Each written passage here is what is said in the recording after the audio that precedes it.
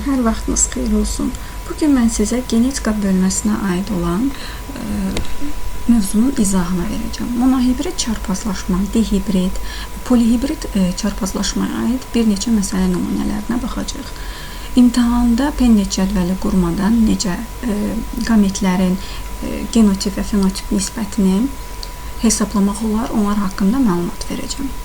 Başlayaq ilk əvvəl genetika elmi haqqında. Genetika irsiyyət və dəyişkənlik haqqında elmdir. İrsiyyət nədir? Orqanizmin öz əlamət və inkişaf xüsusiyyətlərini saxlamaq və sonraki nəslə ötürmək hadisəsidir. İrsiyyətin maddi daşıyıcıları xromosomlardır və valideynlərdən sonra nəsilə həmin xromosomlarla müəyyən genlər, əlamətlər ötürülür. Bunu öyrənən elm genetika elmidir.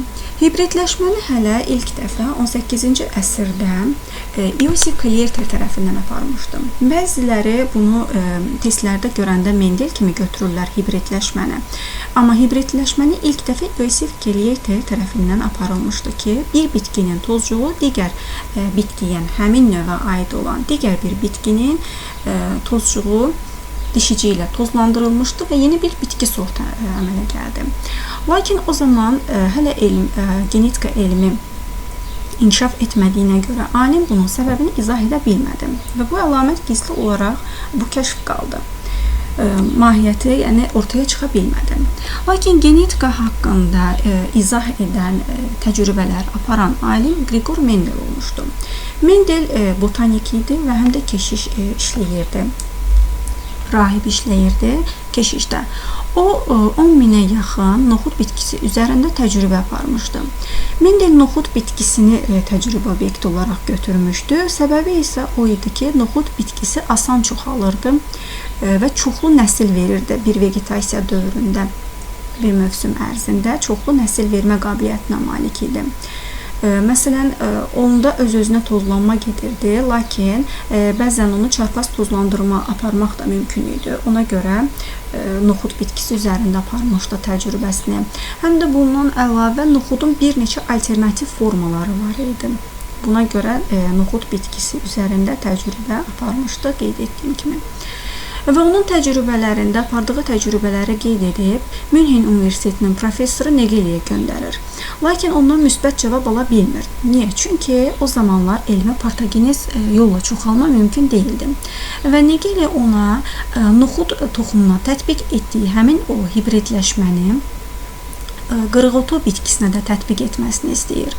Lakin apardığı təcrübə əlverişsiz olur və onun kəşfləri 35 il gizli qalır. Ta ki 1900-cü ilə qədər, 1900-cü ildən bir sıra alimlər var ki, Fries, Correns və Çermak tərəfindən Mendel qanunları yenidən öz təsdiqini tapdı. İndi baxaq bizim 10-cu sinif dərsliyimizdə buradakı şəkildə noxud bitkisinin bir neçə əlamətlərini, alternativ formalarını bizə təqdim edilib. Kitabda qeyd olunan bu hissədə, məsələn, baxsaq ki, meyvə formasına görə sarı və yaşıl forması var.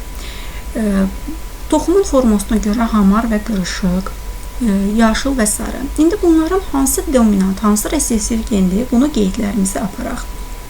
Deməli, biz bilirik ki, genetikada noxud bitkisi üzərində çarpazlaşma aparanda yaşıl dominant əlamətdir, hamar daha doğrusu dominant əlamətdir, qırışıq isə resessivdir. Sarı rəng dominantdır, yaşıl rəng, toxumun yaşıl rəngi resessivdir. Ancaq meyvənin rənginə gəldikdə isə bu fərqlidir. Toxumda yaşıl rəng resessiv idi, meyvədə isə yaşıl rəng dominantdır. Dominant, sarı rəng isə resessivdir. Çiçəklərin rənginə gəldikdə ağ rəng resessiv əlamətdir, çəhrayı rəngi isə dominantdır. Buğumun gövdənin formasına görə də bir neçə formaları var idi. Deməli, uzun və yaxud qısa gövdəli bitki. Uzun dominantdır, amma qısa gövdəli resessivdir.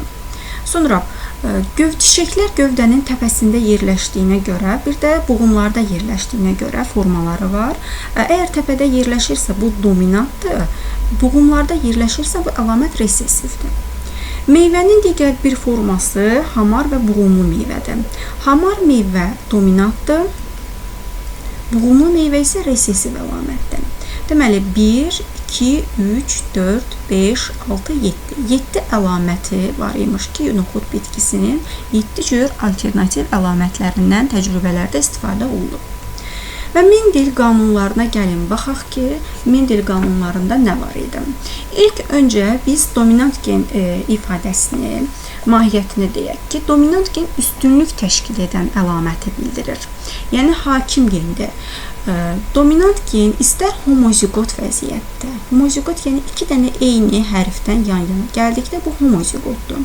Və yaxud heterozigot vəziyyətdə, biri böyük A, biri kiçik A olduqda bu da heterozigot sayılır. Bunları dominant gen istər homozigot, istər də heterozigot vəziyyətdə təzahür edir. Ancaq həm də dominant əlamət böyük hərflə işarə olunur. Resessiv əlaməti isə gizli qalan əlamətdir. Yalnız 2 əlamət birlikdə, kiçik A, resessiv əlamət birlikdə homozigot vəziyyətdə təzahür edir və latin hərfinin kiçik hərfi ilə işarə olunur. Genetikada erkək fərdlər ox işarəsini bildirir, dişi fərdlər isə güzgü işarəsini. Çarpazlaşmanı isə X işarəsi kimi göstəririk. Bundan əlavə genetikada məsələn parentali valideyn deməkdir. Sonra filiali qız deməkdir. Bəzi testlərdə bunun digər bir mənası da var, nəsil. Həm nəsil, həm də qız bildirir. Genotip valideynlərdən alınan genlərin cəmidir. Tutaq ki, genotipi böyük A-dır və yaxud böyük A, kiçik A. Bu onun genotipidir. Fenotip isə xarici və daxili əlamətlərin cəmidir. Məsələn, deyirik ki, sarı saçlı, mavi gözlü, qara saçlı, qara gözlü, bu artıq onun fenotipidir, xarici əlamətləridir. Homozigot fərd o deməkdir ki, nəsildə özü ilə oxşar genotipli fərdlə çarpazlaşma zamanı nəsildə parçalanma vermir. Məsələn, böyük A, çarpazlaşdıraq yenə eyni ilə böyük A. Bu, eyni bir tipdə qamet hazırlayacaq. Yalnız böyük A. Digəri də yalnız böyük A qametini hazırlayacaq. Və bunların çarpazlaşmasının əmələ gələn genotip böyük A olacaq. Yəni, parçalanma vermədi bu genotip. Ancaq heterozigot oxşar genotipli fərdlə çarpazlaşma zamanı nəsildə parçalanma verən. Yəni, böyük A, kiçik A çarpazlaşdırırıq böyük A, kiçik A ilə. Burada alınır böyük A, 2 də böyük A, kiçik A və kiçik A, kiçik A. Lokus nədir? Lokus genin yerləşdiyi sahəsidir. Və allel genlər o deməkdir ki, homoloji xromosomların eyni sahəsində yerləşən, yəni eyni lokusunda yerləşən genlər deməkdir. Tutaq ki, bu xəttin biri bir xromosomdur, digəri isə bir xromosomdur. Bunlar homolog xromosomlardır. Və hər bir homolog xromosomun eyni sahəsində allel genlər dayanıb. Böyük A-nın qarşısında böyük A, və yaxud böyük A-nın qarşısında kiçik A, öz alleli dayanıb. Bu allel genlərdir. Mendelin birinci qanununa gəldikdə, Mendelin birinci qanunu eynilik və dominantlıq adlanır. Bu nə deməkdir? Deməli, Mendel təcrübəsində yaşıl və sarı toxumlu noxud bitkisindən istifadə etdi. Sarı rəng dominant homozigot idi, yaşıl rəng isə resessiv idi. Resessiv də yalnız homozigot vəziyyətdə təzahür eləyir. Bunu dedik. Erkək bitki kimi, toxumun bitkisi kimi yaşıl rəngi, dişi isə fərd kimi sarı rəngi götürür. Və bunların çarpazlaşdırılmasından alınan fərd yalnız sarı rəngi xüsusiyyətini daşıyır. Baxır, görür ki, ancaq eynilik qanunu, yəni valideynin eynisi oldu. Və sonra fikirləşir ki, necə oldu ki, yaşıl fərdlə sarı fərdin çarpazlaşmasından eyni ilə valideynin birinə oxşar, yalnız sarı rəngli fərd əmələ gəldi. Bəs yaşıl rəng burada necə oldu? Alınan bu hibridi yenidən öz-özünə çarpazlaşdırdı. Yəni, böyük A, kiçik A-nı çarpazlaşdırdı, böyük A, kiçik A genli genotipli fərdlə. Buradan qamet alanda böyük A, kiçik A genotipi iki tipdə qamet verəcək. Böyük A və kiçik A. Eyni ilə digər də böyük A və kiçik A qametini hazırlayacaq. İndi isə bunların ikinci nəsildə çarpazlaşmasına baxaq. Deməli, sonra həmin o aldığı hibridi öz-özünə çarpazlaşdıranda A ilə böyük A qameti birləşəndə böyük A, böyük A, kiçik A ilə birləşəndə böyük A, kiçik A, yenidən kiçik A, böyük A ilə birləşəndə böyük A, kiçik A. Sadəcə dominantı biz ilk öncə yazdığımıza görə böyük A-nı ilk yazacağıq. Sonra kiçik A-nı da kiçik A ilə çarpazlaşdıranda resesiv yaşıl fərd üzə çıxdı. Deməli gördük ki, burada olan həmin o ilk başlanğıc valideyndəki yaşıl fərdin iştirak etmişdi. Həmin əlamət heç də itmədi. Resesiv əlamət gizli şəkildə nəslə ötürüldü. Və buradan aldığı hibridlərin fenotip və genotipinə baxanda 4 fərd alındı. 4 nisbət. Bunların 4də biri böyük A, böyük A, 4də ikisi, 4-dən ikisi böyük A, kiçik A. Sadəcə onu ixtisar aparıb 2də 1 kimi də yazmaq olar. 2 nisbətində böyük A, kiçik A və 1 nisbətində 4də 1-in 1 nisbətində kiçik A, kiçik A alındı. İndi baxaq, böyük A sarı hamar olacaq. Böyük A, kiçik A burada olduğu kimi, yuxarıda olduğu kimi. O da sarı rəng olacaq, sarı. Digəri isə kiçik A, yaşıl. İndi biz buradan fenotip nisbətini tapanda, fenotip deməli olacaq. Fenotip bərabərdir sarı və yaşıl. 2 rəng gördük burada. Bu fenotipdir. 2. Fenotip nisbətinə gəldikdə 1 sarı burada, 2 ədəd də sarı burada alındı. 3-ün 1 nisbətindən. İndi gələk genotipə baxaq. Genotip bərabərdir. Neçə genotip alınıb? Böyük A, böyük A 1 genotipdir. Böyük A, kiçik A ikinci genotip, kiçik A, kiçik A üçüncü genotip. Deməli 3 genotip alındı. Genotip nisbətini sorursa bizdən, o zaman 1 nisbət böyük A, böyük A, 2 nisbətdə böyük A, kiçik A, 2 nisbətdə, kiçik A, kiçik A isə 1 nisbətdə alınıb. Yəni 1-in 2-yə və 1-ə nisbətində genotip alındı. Bu da Mendelin parçalanma qanunu baş verdi ki, yəni birinci nəsildə gizli qalan əlamət ikinci nəsildə resesiv olaraq üzə çıxdı. Sonra Mendel analiz edici çarpazlaşmadan biz genetikada istifadə edirik, valideynin homozigot və yaxud heterozigot olduğunu öyrənmək üçün. Bunun, məsələn, çəhrayı rəngli bitki dedik ki, dominant əlamətlidir. Dominant isə burada böyük A geni mütləq olacaq. Ağ rəngi isə resesivdir, yəni yalnız kiçik A, kiçik A genini daşıyacaq. Əgər çarpazlaşmadan çəhrayı çiçəklə ağ çiçəyin çarpazlaşmasından yalnız və yalnız çəhrayı çiçək alınıbsa, deməli valideyn həmin əlamətə görə homozigot imiş. Necə bilirik? Tutaq ki, bu valideyn bir böyük A, bir kiçik A'sı var. Bunun kiçik A'sının birini alıb buradan, ağdan. Çünki bu ancaq bir tipdə qamet hazırlayacaq. Digər isə böyük A, böyük A da yalnız bir tip qamet alınacaq. Və bunlar genotipdə birləşəndə böyük A, kiçik A genotipini verəcək. Deməli, başlanğıc forma böyük A, böyük A imiş. Ancaq biz çəhrayı çiçəkli bitki ilə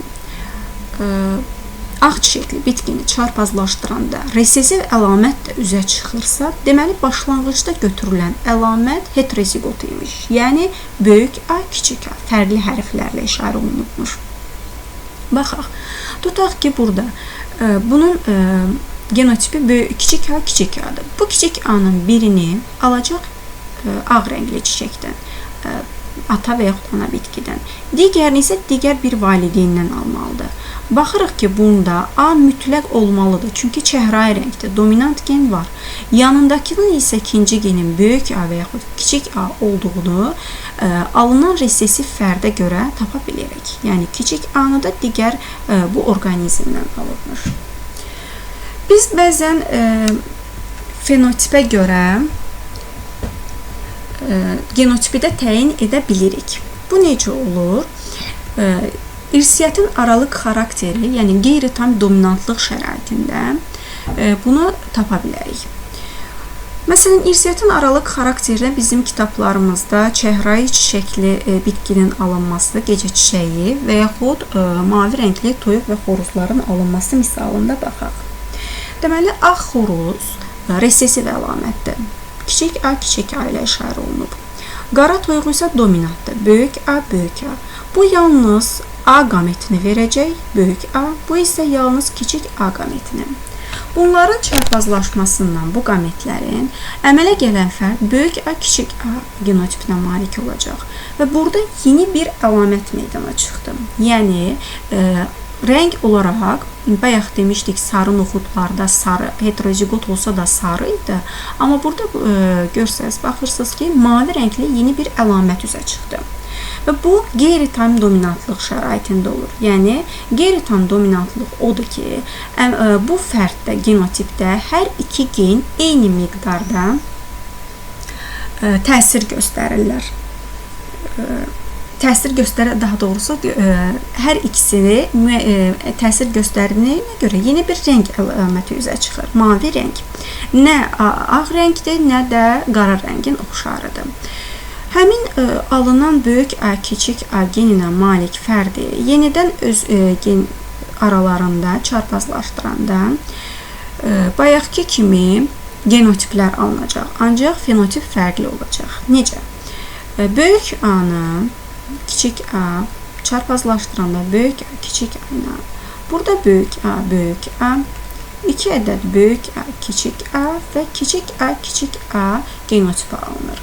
Bu genotiplərə baxanda biz məsələn buna deyirik ki, bu sırf qara rəngdir.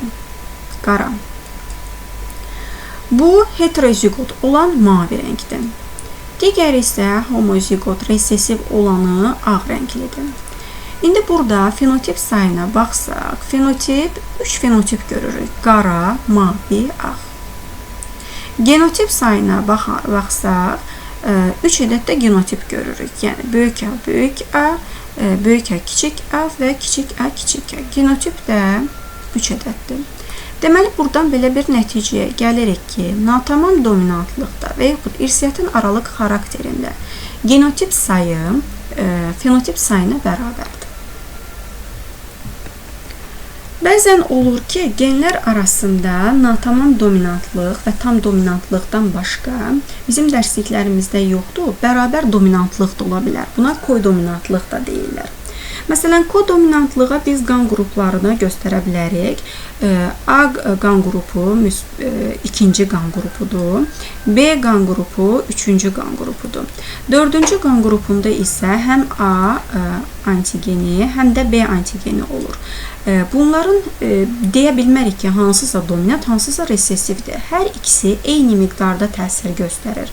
Bərabər bir miqdarda göstərdiyinə görə buna deyirik kodominant. Burada aralıq bir fenotip meydana gəlmir. Məsələn, burada aralıq bir fenotip əmələ gəldi. Mavi rəngdə əlamət meydana gəldi. Qara və ağdan. Ancaq burada isə hər iki gen eyni miqdarda təsir göstərir. Buna biz deyirik kodominantlıq. Bu haqda da dedim ki, məlumatımız olsun. Deməli, monohibrid haqqında danışdıq. İndi gələk əsas məsələ dihibrid və polihibrid çarpazlaşma haqqında danışaq. Deməli, Mendel monohibrid çarpazlaşmadan sonra artıq 2 əlamət üzrə çarpazlaşma apardı, hibridləşmə. Və bu hibridləşmənin nəticəsində müəyyən əlamətlər üzə çıxdı.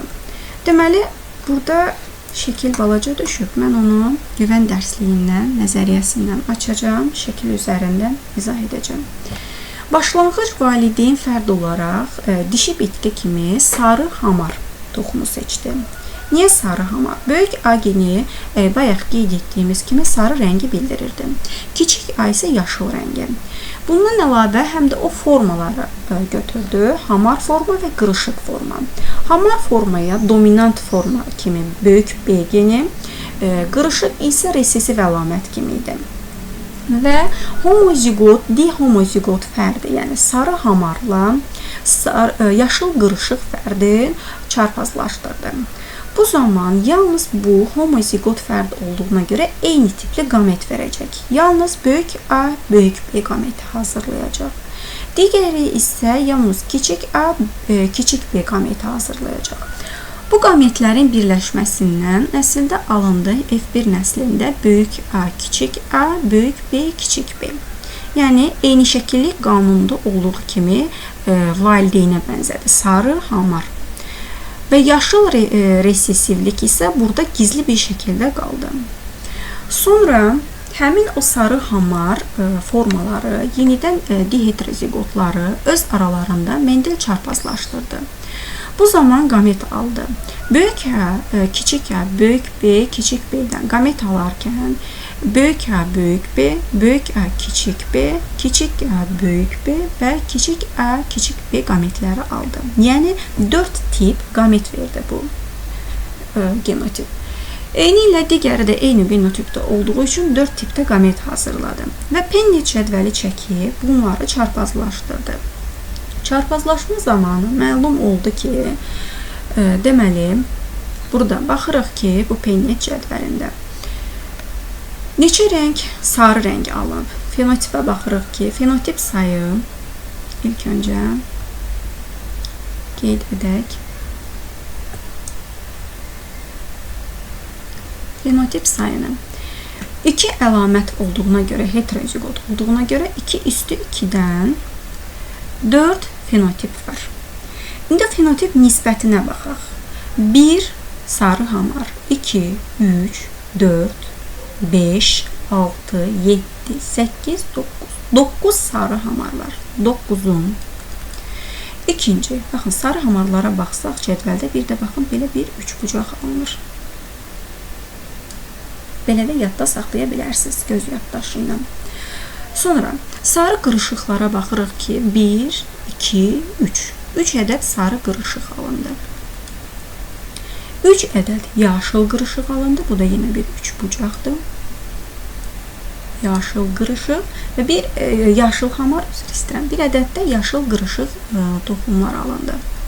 Deməli, fenotip nisbəti 9'un 3'ə və 1'ə nisbətində oldu.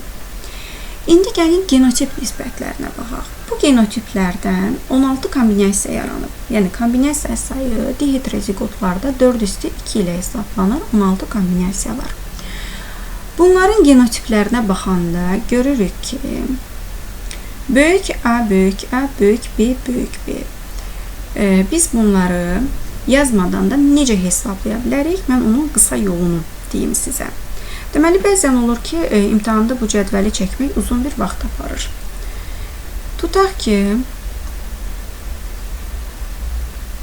biz bilirik ki, məsələn, böyük A, kiçik A, böyük B, kiçik B çarpazlaşanda burada genotip sayını yadda saxlamaqdan və onun nisbətinin neçə olduğunu bilməkdən ötürü gəlin belə eləyək. Bir dəfə böyük A, böyük A, böyük B, böyük B yazırıq.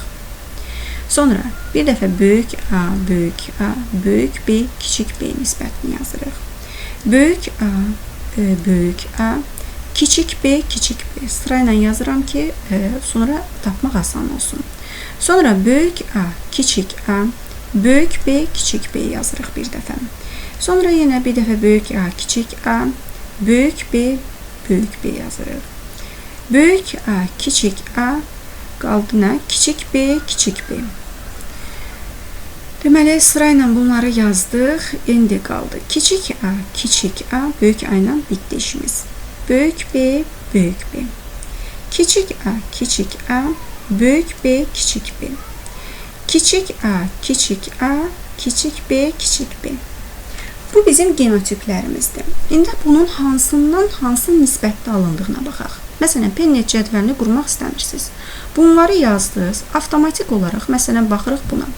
Bu dihomozigotdur.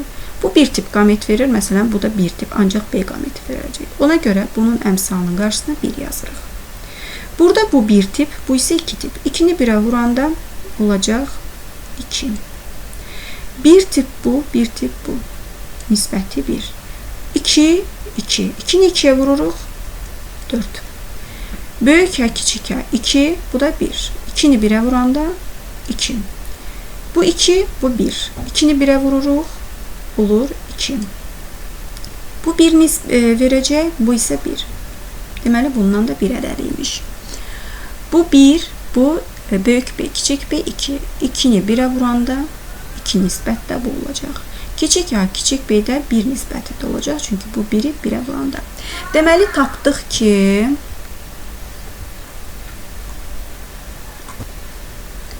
bu genotipləri gəlin indi ardıcıl çoxdan aza düzək. Məsələn, burada çox olan hansıdır? 4 yazırıq. Deməli, genotipi yazaq 4. Sonra 2. Sonra 2 burada var. Sonra bir dənə də 2 burada var. Sonra bir dənə də 2 kiçik A, böyük B, kiçik B nisbəti. İndi birlərə baxaq. 1. Burada bir ədəd var. Sonra bir ədəd burada var. Və ən sonuncu yaşıl qırışıq da bir ədəddir. Deməli, baxdıq ki, genotip nisbətini tapdıq. İndi həm də bunların mən rənglərini yazım, formalarını. Çünki burada fenotip nisbəti hansı qamet öləndə neçə nisbətdə alınacaq, onu izah edib bitəcəm. Deməli, böyük A, böyük A, böyük B, böyük B oldu sarı hamar. Böyük A, bu da sarı hamardır. Digəri sarı kiçik B olduğuna görə qırışıq. Sarı hamar. Sarı hamar. Sarı qırışıq.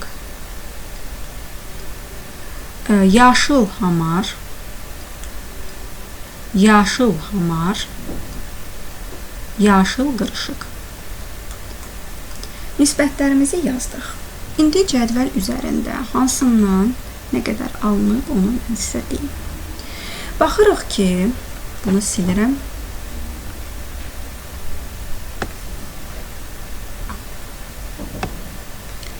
Bizdə 9 genotip alındı.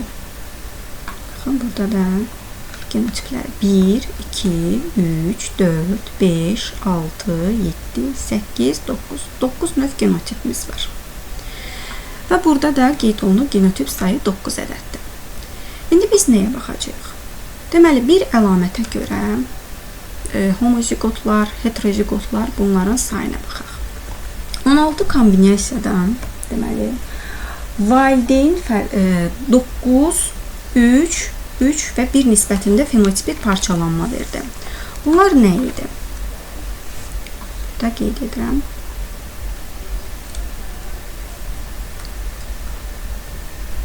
Fenotip 9, 3, 3, 1. Yəni 9 ədəd sarı hamar alındı, 3 ədəd sarı qırışıq, 3 ədəd yaşıl hamar, 1 ədəd isə yaşıl qırışıq alındı. İndi cədvələ baxsaq diqqətlə. Bu hissəyə, buradan belə baxın. Bu hissə hamısı homozigotdur. Yəni hər iki əlamətinə görə homozigotlardır. O zaman 16 kombinasiyadan 4'ü, yəni 4'də 1'i və yaxud 25%, yazıram 25% homozigotdur. Hər iki əlamətə görə. Hər iki əlamətə görə homozigot.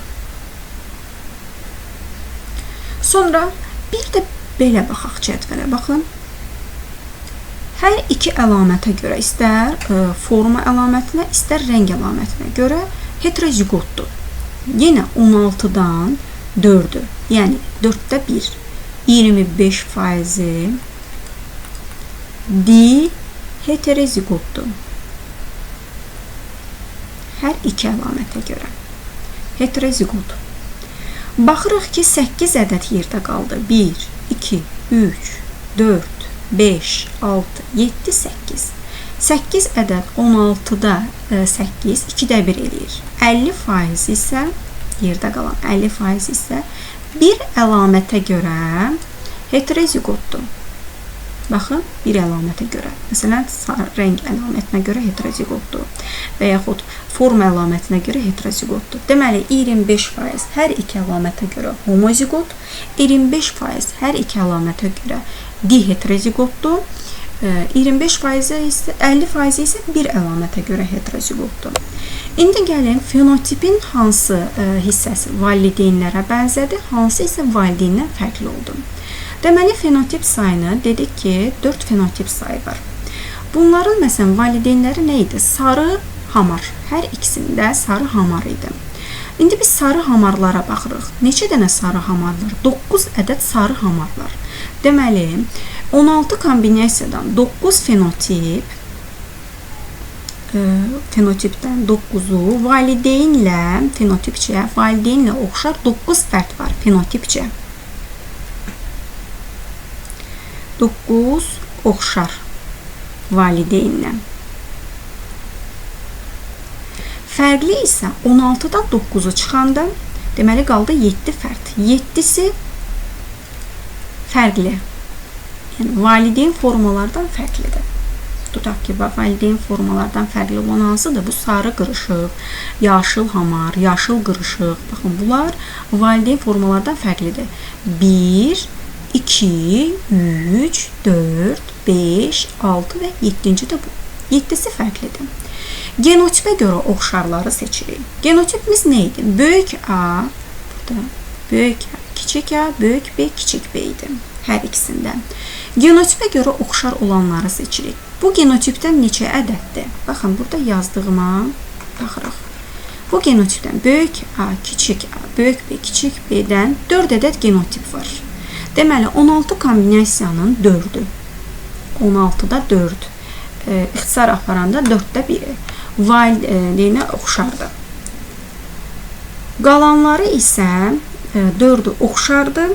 12 ədədi, 16 kombinasiyadan 12 ədədi isə valideynlərdən fərqlənir.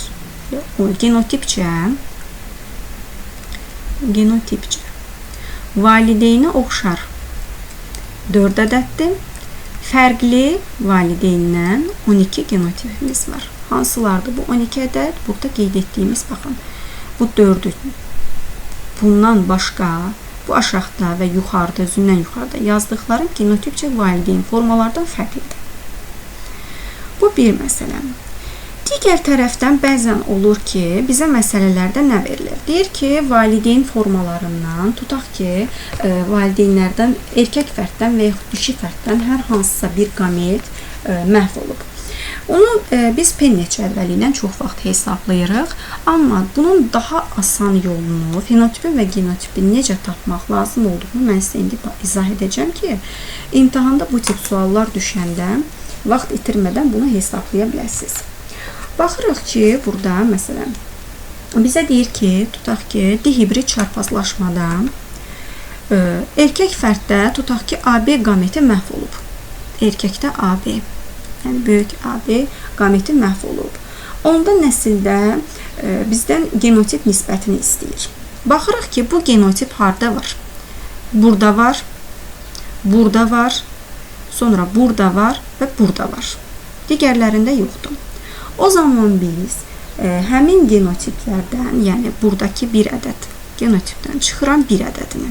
Çünki bir dənə erkək qamet itib. Sonra harda var? Böyük A, böyük B burada var. 2-dən çıxıran 1-i. Burada olduğu kimi qalır 1 nisbəti. Böyük A, böyük B-də var. Ona görə 4 çıxılsın 1.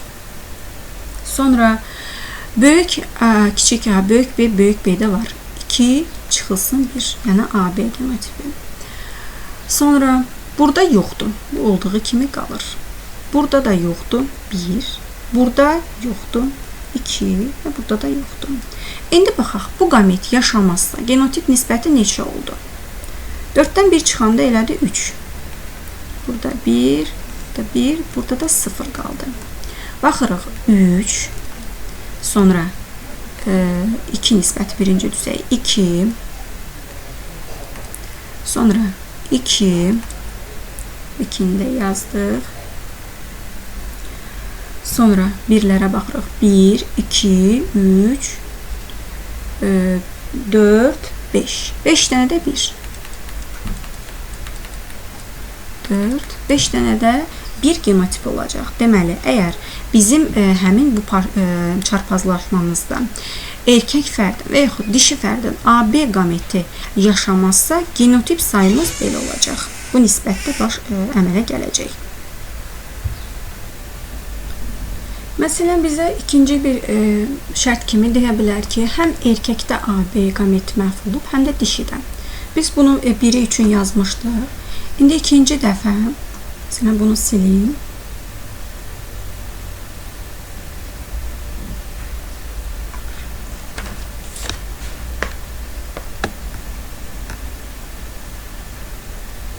Bu bir fərd üçün AB qametinin itməsi idi. İndi ikinci üçün yazırıq. Tutaq ki, ikinci fərddə də yəni həm dişidə, həm erkəkdə AB məhv olubsa, baxırıq ki, burada artıq AB qalmayıb, sıfırdan heçinə çıxa bilmərik. Amma burada 2 dənədir. Həmin bu birdən də yenə çıxırıq birini. Qaldı yerdə 0. Bu olduğu kimi qalır. Burada 4 ədəd idi, biri məhv olmuşdu. İkincisi də, yəni dişidə də məhv olarsa, 1 çıxırıq, qalır 2. Burada bir ədəd var, birini də çıxırıq, qalır 0. Bu olduğu kimi qalır 2 yerində. Bunlar da olduğu kimi qaldığına görə indi hər ikisində də məhv olubsa, nisbət olacaq 2, 2, 1, 2 buradadır, 1, 2 burada, 1-dən 2 burada, 2, 0, 0, 1, 1, 1, 3 ədəddə 1.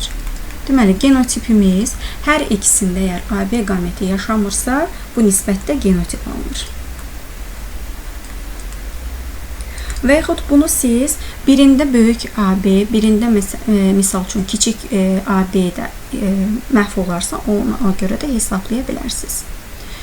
Sonra indi mən bu genotipi silirəm. İndi fenotip nisbətində necə olur? Bunu da Pennet cədvəli qurmadan tapaq.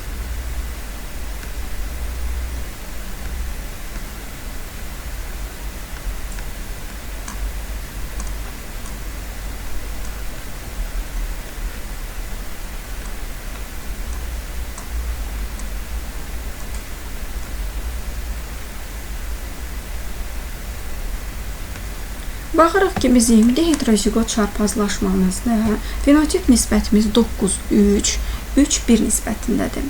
Misal üçün, əgər bir fərdin hansısa bu fərdlərdən birində böyük A, kiçik B qameti məhv olub. İndi biz buradan fenotip sayını necə tapmalıyıq? Baxırıq ki, burada böyük A, kiçik B əgər məhv olarsa, o zaman həm böyük AB genotipindən biz çıxmalıyıq.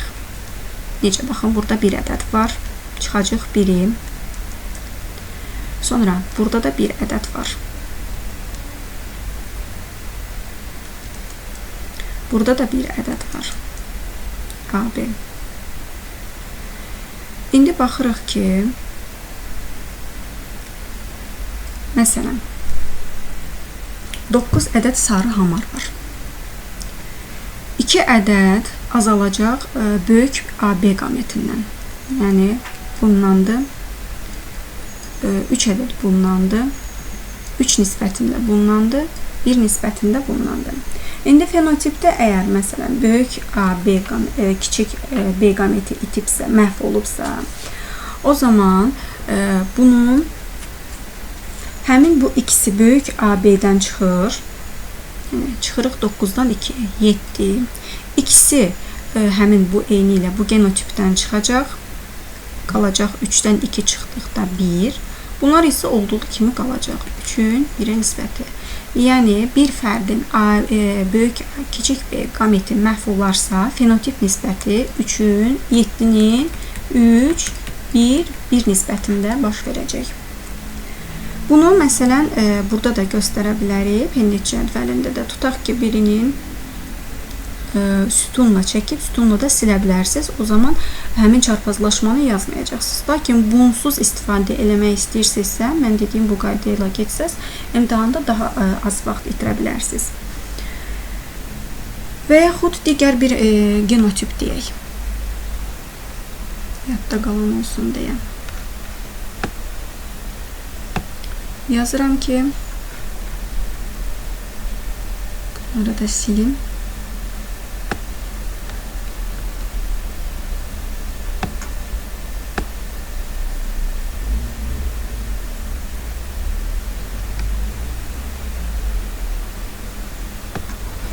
Tutaq ki böyük A böyük B qameti məhv olub. Fenotip sayını istəyir bizdən. Böyük A, böyük B harda var? Ancaq burada var.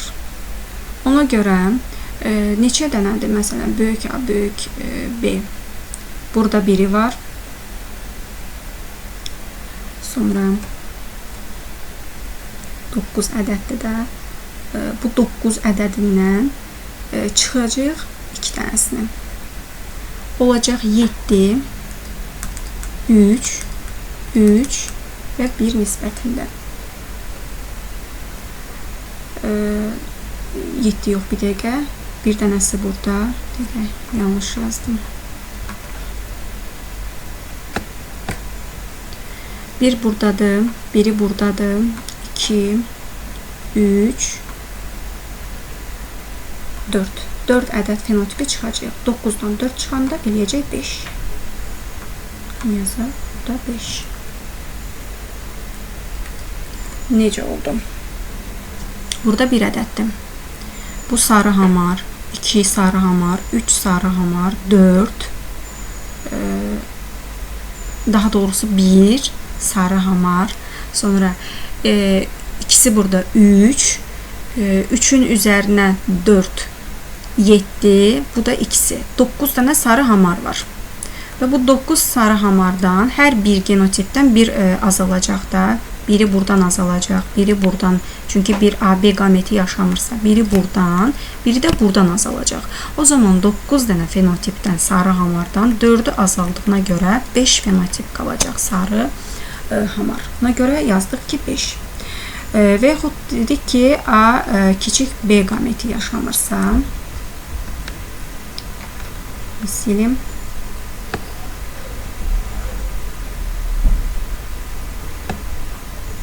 Şimdi baxaq. AB harda var? Burada var. Bir dənəsi buradan. Sonra AB harda var? Burada var. Biri buradan, biri buradan, bir də buradan. Toplayanda nə qədərdir? 2. Genotiplərə mən baxdım. Dəqiqən.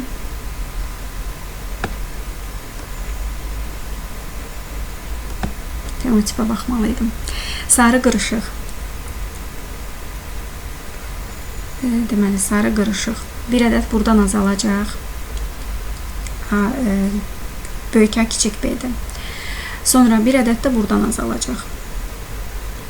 Sonra harda var? Burada da var. Bir ədəd. Bir ədəd də burada var. Deməli, 2 dənə sarı düz yazmışdım bayaqları.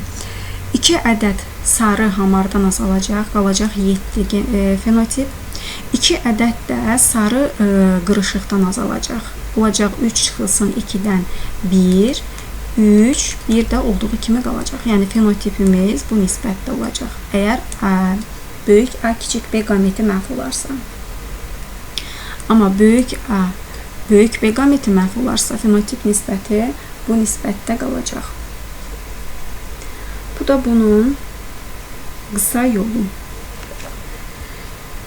İndi gələk biz polihibrid çarpazlaşma haqqında danışaq. Deməli, polihibrid haqqında baxın, burada da qeyd etdiyim kimi bir əlamətə görə fərqli olanlar, hər iki əlamətə görə fərqli olanlardır. Bunlar hər iki əlamətə görə eyni olanlardır. Bunlarsa yerdə qalan 8-i isə bir əlamətə görə fərqli olanlardır. Polihibrid çarpazlaşmada da valideyn formaları götürülüb, çarpazlaşdırılıb. Bunların heterozigotların sayı qədər fenotipi 2 üstü n, genotipi 3 üstü n və kombinasiyanı isə 4 üstü n kimi hesablayırıq. İndi buna aid bir neçə məsələ nümunəsi haqqında yazaq, biz danışaq.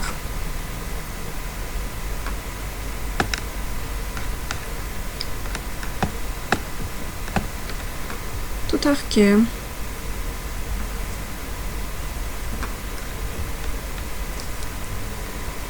homozigot qeyd edirəm. Monohibriddən başlayaq. Homozigot və heterozigot sarı toxumlu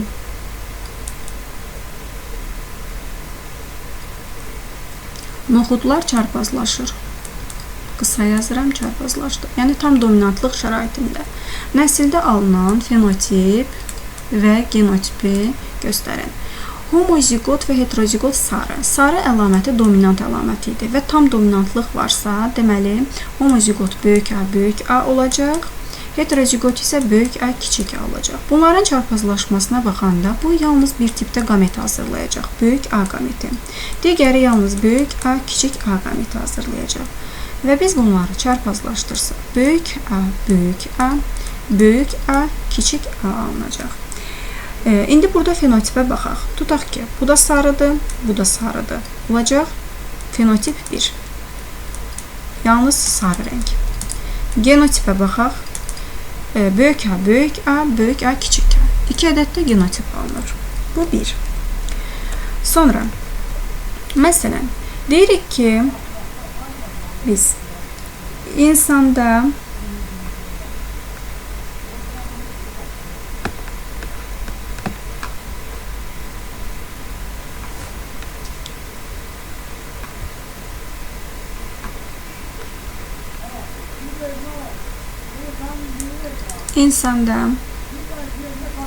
sağaxaylıq, xaylıq geni solaxaylıq üzərində dominantdır.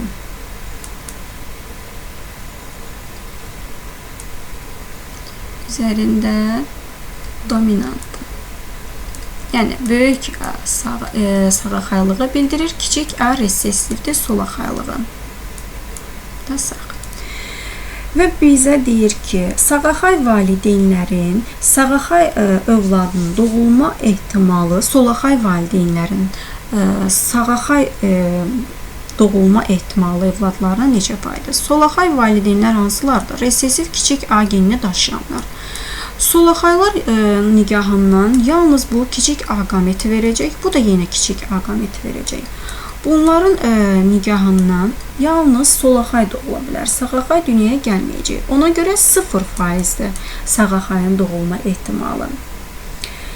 Digər tərəfdən, məsələn, polihibrid çalışmaya aid bir neçə test nümunələrinə baxaq. Məsələn, bəzən olur ki, testlərdə rastlaşırıq.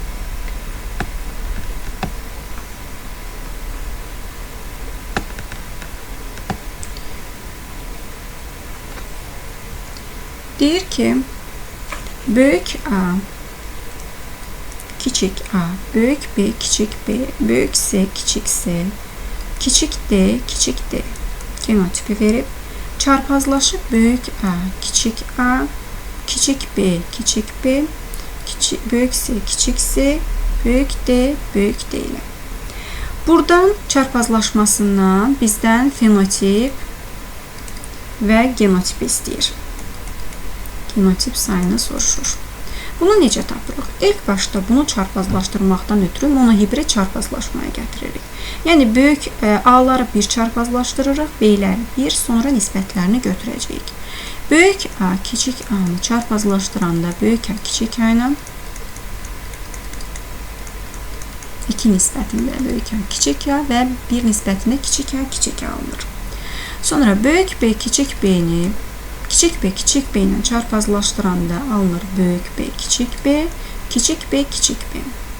Böyük S, kiçik S-ni böyük S, kiçik S ilə çarpazlaşdıranda alınır böyük S, böyük S, 2 ədəd böyük S, kiçik S, kiçik S, kiçik S. Böyük D, böyük D-ni də kiçik D, kiçik D ilə çarpazlaşdıranda bu bir tip, bu bir tip qamet verir. Bu böyük D, bu da kiçik D qametini verir. İndi gəlin bunun fenotip sayına baxaq. Burada fenotipə baxaq. Tam dominantlıq şəraitindən söhbət gedirsən. Bu sarı, bu da sarıdır. Yəni 4-də 3 sarı əmələ gəlib. Burada iki fenotip var. Sarı, yaşıl. Burada iki fenotip var. Məsələn, forma olaraq hamar, qırışıq. İki fenotip. Buradan yazdım. Daha aydın olsun. Burada yine iki fenotip var.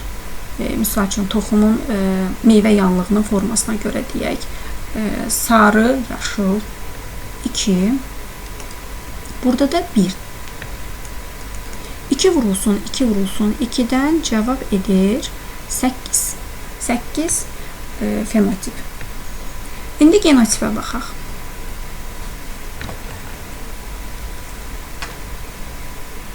Yazırıq genotip bərabərdir. Burada 3 genotip var. Burada 2 genotip var. Burada da yine 3 genotip var. Sonuncuda 1 genotip var. Bunları bir-birinə vuranda heç vaxt toplamırıq, həmişə vururuq. 3 vurulsun 2, 6, 6 vurulsun 3-dən 18 genotip eləyir. Digər bir məsələyə baxaq. Məsələn,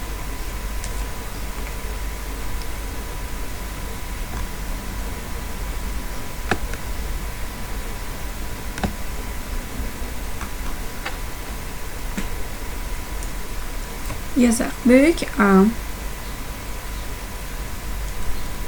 kiçik A, büyük B, küçük büyük B,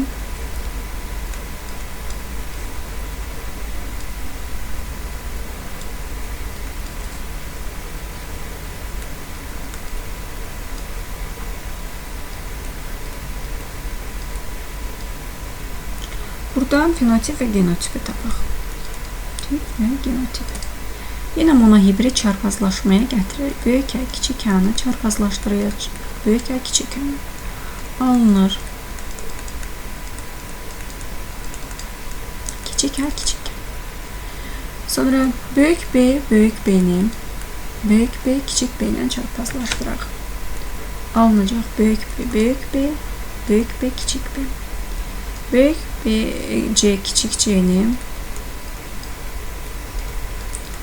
2, küçük, büyük C, küçük C, küçük C, küçük C.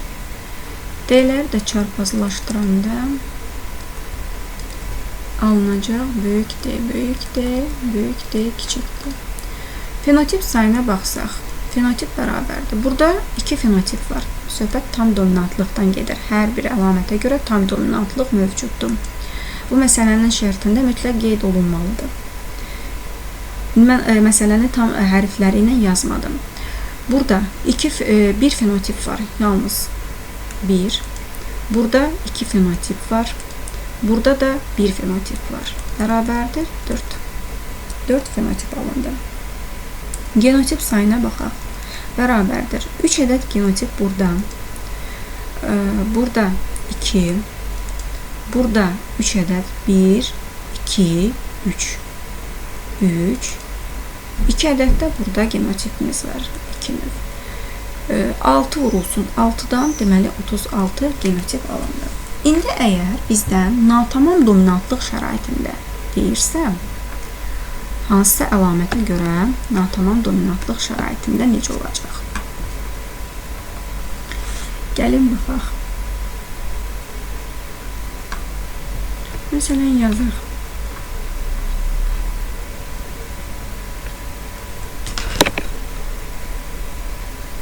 Büyük A, küçük A, büyük B, küçük B, büyük C, küçük C, büyük D, küçük D çarpazlaşır.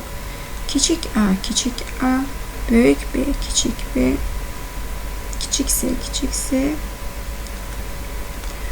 Bizdə burada bir əlamətə görə hansına natamam dominantlığı soruşur. Bütün əlamətlərə görə götürək. Genotip sayını və fenotip sayını. Gəlin baxaq. Çarpazlaşdırmanı aparırıq. Burada 2 tip genotip alınacaq. Böyük B, küçük B'ni də çarpazlaşdırırıq. Böyük B, küçük B ilə. Böyük B, böyük B, 2 böyük B, küçük B, küçük B, küçük B. Küçük C, böyük C, küçük C'ni çarpazlaşdırırıq. Küçük C, küçük C ilə. Burada alınır büyük C, küçük C, küçük C, küçük C. D-ləri də yazaq.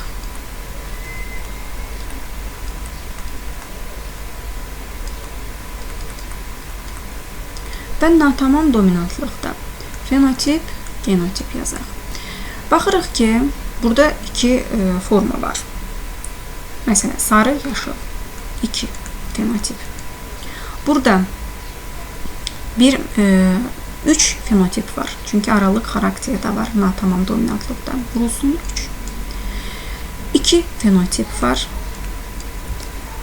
Sonra baxırıq, axırıncıda da yenə 3 dənə fenotip var. Tapanda 2 vurulsun 3, 6, 6-nı 6-ya 36. Və yaxud burada bir əlamətə görə də natamam dominantlıq verə bilərdi. O zaman digərlərini tam dominant, istənilən formalı isə natamam dominanta uyğun olaraq hesablayacaqsınız. Genotip sayına gəldikdə 2 genotip buradadır, 3 genotip buradadır, 2 genotip buradadır, 3 genotip buradadır. İndi baxırıq ki, mən bayaqları qeyd etdim ki, natamam dominantlıqda fenotip sayı ilə genotip sayı bərabərdir. Görürsünüz, polihibrid çarpazlaşmada da bu özünü göstərdi. Fenotip sayı da 36 oldu, genotip sayı da 36 oldu. İndi digər bir məsələ tipi ilə də tanış olaq. Testlərdə düşən bir tiplə. Deməli, yazırıq. Məsələn, böyük A, kiçik A, böyük B, böyük B, böyük C, kiçik C, böyük D, kiçik D. Çarpazlaşıb. Kiçik A, kiçik A, kiçik B, kiçik B, böyük C, kiçik C, böyük D, kiçik D. Belə yazaq. Çarpazlaşmasından alınan A, B, C, kiçik C və kiçik D fenotipli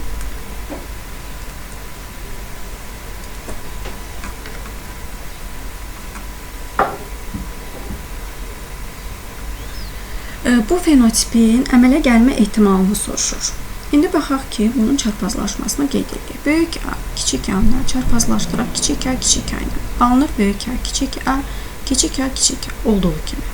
Böyük B, böyük B-nin kiçik B ilə çarpazlaşdıranda bu alınır. Böyük C, kiçik C çarpazlaşıb böyük C, kiçik C ilə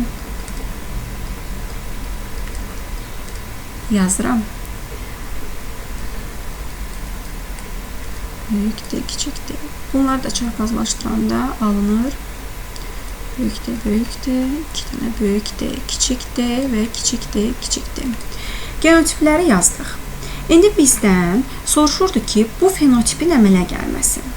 Baxırıq ki, burada ancaq alınacaq böyük A fenotipinə baxaq. Alınıb 2-də 1.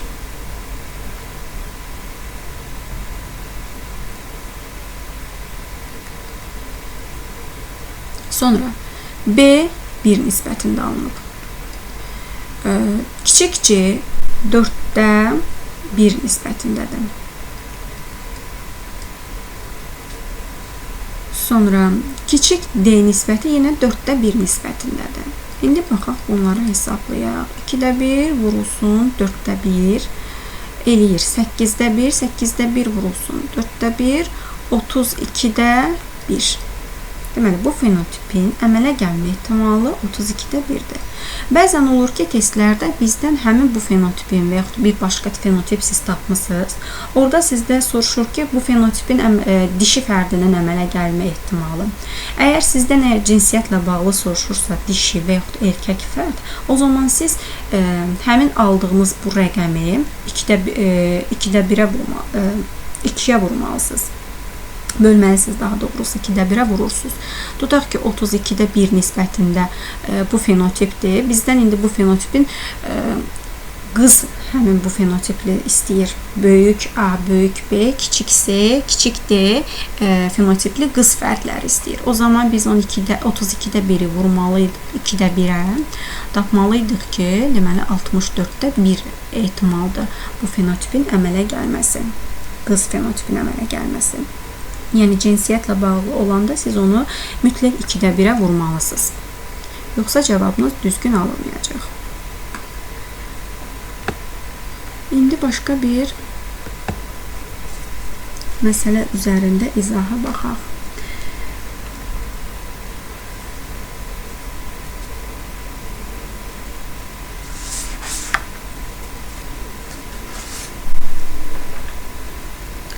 Tutaq ki, yazaq.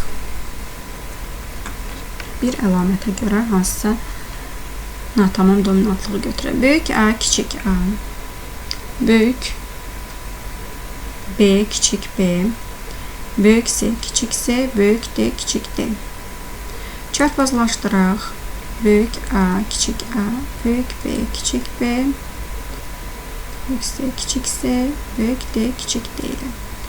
Polihibrid bu çarpazlaşmadan əmələ gələn fenotip sayını.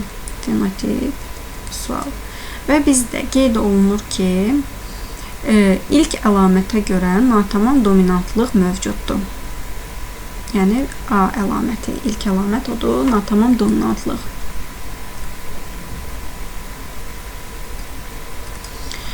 İndi gəlin baxaq. Böyük A, kiçik A-nı çarpazlaşdıranda böyük A, kiçik A ilə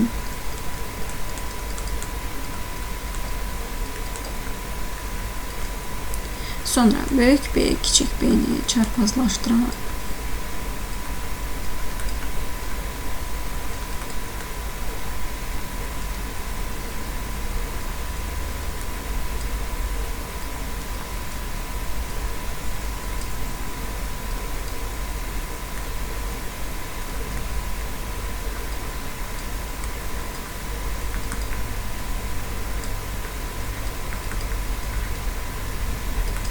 Kiçikdir.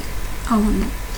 Buradan baxırıq ki, bu əlamətə görə natamam dominantlıq mövcuddur. Deməli, burada natamam dominantlıq mövcuddursa, aralıq bir xarakter meydana gəlib. Ona görə fenotip sayı olacaq 3. Digərində 2 fenotip var. Normal tam dominantlıqda. Burada da 2 fenotip var. Burada da 2 fenotip var tam dominantlıq olduğuna görə. 3 vurulsun 2, 6 vurulsun 4-dən, deməli 24 fenotip əmələ gəldi.